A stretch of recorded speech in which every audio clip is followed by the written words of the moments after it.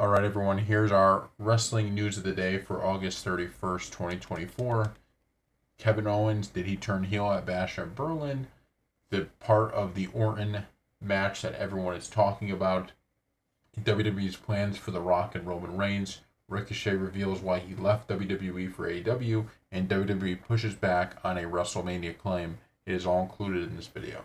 All right, everyone. So Randy Orton and Gunther had one of the best main events in quite some time, and I think this was a big one because this could have been very good, or this could have been not so good, and it went completely in the other direction. And the big part of this that I think I've seen a lot of talk about now on Twitter and elsewhere is the fact that Randy Orton never tapped. And why this is a big deal is for two reasons.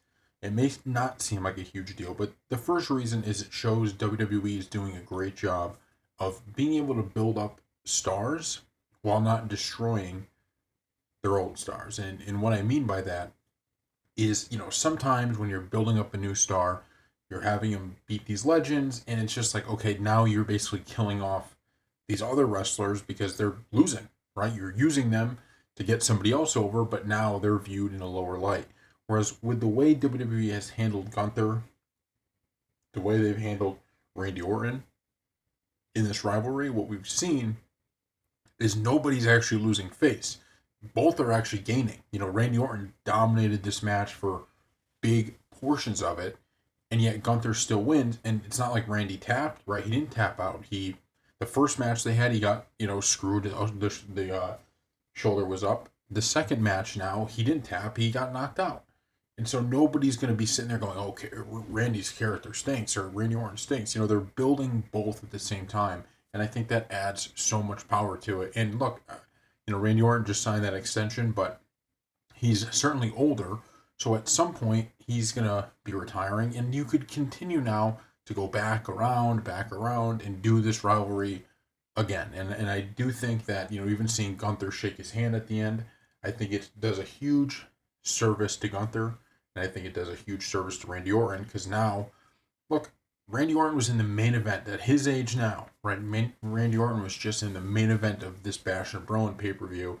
And it wasn't like a main event where everyone was like, yeah, it's okay, we don't really like it. This was a main event people enjoyed, and it was helped by a crowd that was 100% not just behind Gunther, we expected that, but also behind Randy Orton, and they were cheering, and it was just, there were so many big spots in this that I think WWE is going to be very pleased, and now they have the ability, like we talked about, there's all this talent, they're trying to figure out what to do with it. Now they have an ability to use Randy Orton in other areas. They could use him again with Gunther. There are so many different things that they could pull off because they've kept the character of Randy Orton strong.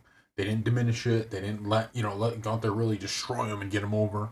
They didn't do any of that. They've now done it twice where they've given Randy basically a loss, but in about as much of a win. This is as much as you could win from a loss in any way, right? The first time he gets screwed out of the win, or he gets screwed into the loss. And now this time, what happens? Well, pretty simple, right? Not only does he get screwed, but he ends up, or not this time, but the last time he gets screwed into it with his shoulder up, but the second time now, he just gets knocked out, right? And I think it's going to really help the character. So thank you all for watching, and we'll see you next time. All right, everyone. So the rumored heel turn of Kevin Owens did not happen at Bash and Berlin. Cody Rhodes won the match, and they had a nice little, moment after the match, him and Kevin Owens. Now, I don't think that necessarily this means it's never going to happen. I'm going to read you a tweet here from Wrestle Talk. It says, first, Kevin Owens refused to attack Cody Rhodes' injured knee, and then he couldn't bring himself to pull the trigger on the apron powerbomb, and Cody now has kicked out of 2 stunners. Another one from Wrestle Talk. No heel turn from Kevin Owens as he hugs Cody Rhodes after their match and raises Cody's hand in the air. Michael Cole says Solo is likely next in line to challenge Cody Rhodes for the undisputed WWE Championship. So there is no heel turn here. But I do think this does leave the door open for a future heel turn. And here's why. It's not going to probably be anytime soon, but how many storylines have we seen over the course of WWE history where you have a guy who's not a heel, who's a babyface, who loses because he's being a good guy, right? He loses because he's not willing to do what he needs to do to win a match or something like that. And then at some point that character breaks, right? At some point that character, snaps and he's like, I'm gonna be, I'm gonna start winning and I'm gonna do whatever it takes, and they go on that whole thing. And I do think the way WWE ended this is they don't have to put that rivalry now. They can keep Kevin Owens as they have him as a babyface. They can keep his character intact for now, but then down the line you could still, while it making sense, can have it him change to a heel way down the line. I think that's a great move. So thank you all for watching. We'll see you next time. Okay, so initial reports, I think this was from the governor himself, claimed that WrestleMania 42 was going to be in Pennsylvania.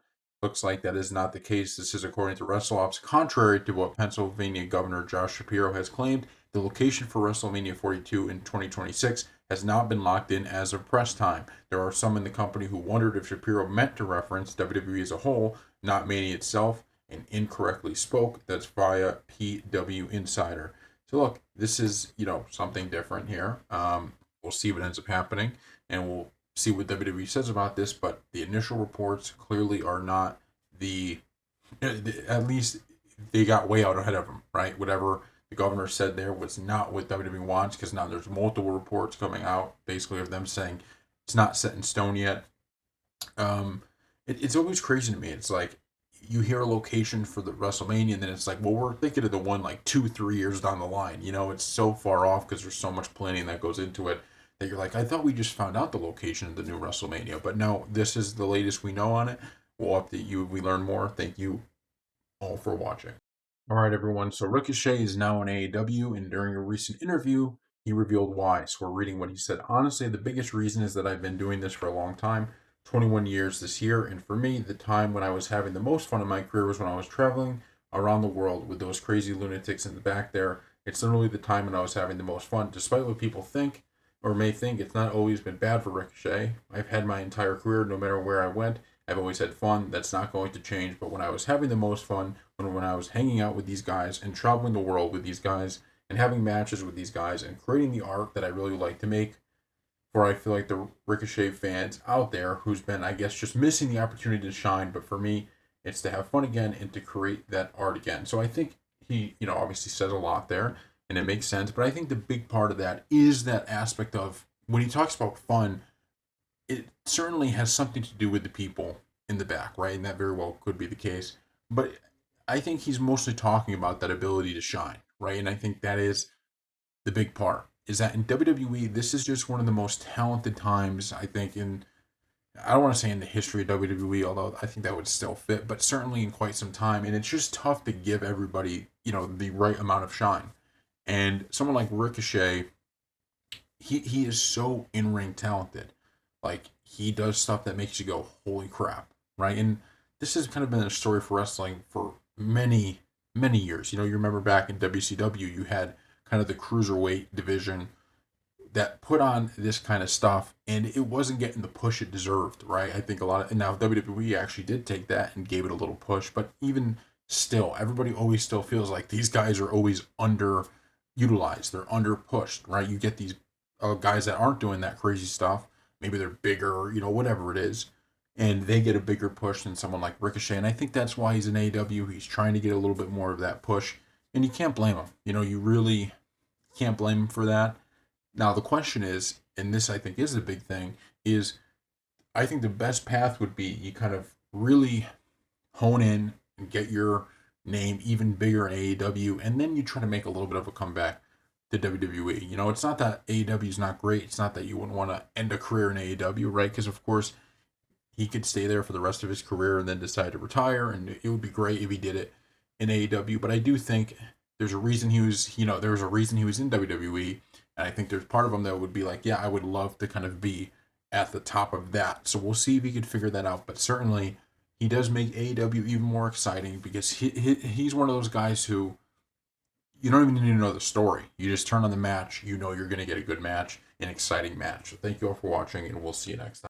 All right, everyone. So once again, a little bit of a spoiler warning here because this is not something that's confirmed, but it is something that could happen. So if you don't even want a hint of something that can happen, turn off the video now, and you can come back and watch this in a year or so.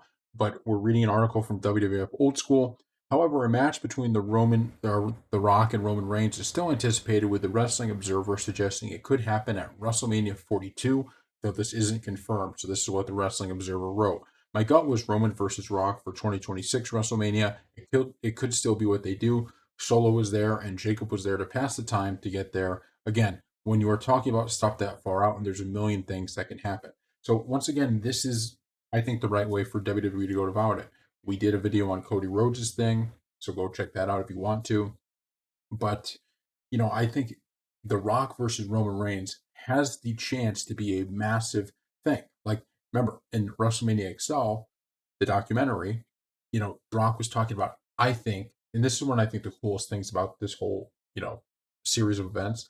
But he's talking about how he's talking about how he thought it could be bigger, right? Bigger than finishing the story, even The Rock versus Roman Reigns, and you could have this massive rivalry. Well, the beauty of it is that if they had The Rock versus Roman Reigns at last WrestleMania, there would have been a group of people that didn't like it. There would have been a group of people that were against it as they were making, their voices clear about. And there would have been, it might have been a great match, but it would have been, okay, we saw it, fine.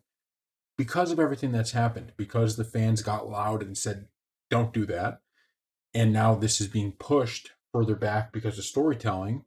Now this really does have a chance to be exactly what The Rock's talking about. This now has the chance to be one of the best WrestleMania matches we've ever seen. And it's going to be 2 years now, but if this is true, but it has a chance to really be that. Can you imagine if, let's say, at WrestleMania, The Rock does something big or he has the championship, and then it's like Roman comes out, and now it's like this is a whole year of build from one WrestleMania to the next. You're just building, building, building, bloodline versus bloodline. That could be massive. That could be on par at the very least with, the story, right? Finishing the story.